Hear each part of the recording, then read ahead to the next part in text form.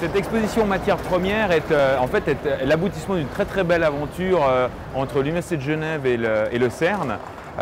Il se trouve qu'en 2009, l'Université de Genève fête ses 450 ans et à cette occasion-là, on a eu l'immense chance de pouvoir collaborer avec le CERN grâce à une fondation privée, la fondation Dudley Wright, dans le cadre de cette exposition de matières premières qui a pour but deux choses, je dirais. D'une part, de parler de science, de parler de physique des particules, mais aussi d'expliquer finalement comment la recherche fondamentale se fait aujourd'hui et justement quels sont les liens qui existent entre une université comme celle de Genève et un centre de recherche comme le CERN en physique des particules. Donc cette exposition nous raconte ces deux choses. Elle nous raconte finalement l'origine de la matière première, nous avons tous 14 milliards d'années, mais elle nous raconte aussi comment cette recherche se fait et qu'aujourd'hui, la recherche, c'est plus l'affaire de quelques scientifiques, c'est plus l'affaire d'une université ou d'une région, c'est l'affaire d'un continent, voire d'une planète, et que ces scientifiques se réunissent dans des cadres tels que le CERN.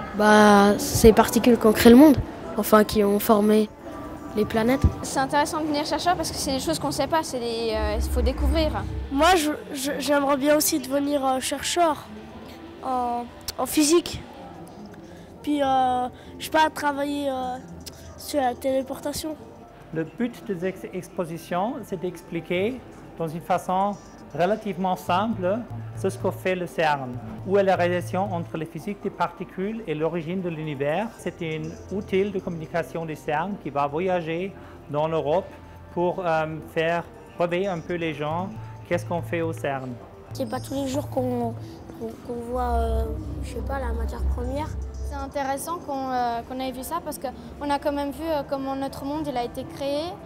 On a vu, enfin moi en tout cas j'avais jamais vu le Big Bang, donc on sait un peu ce que c'est. Et on a aussi appris des noms de particules qu'on ne savait pas que ça existait. Et c'était intéressant.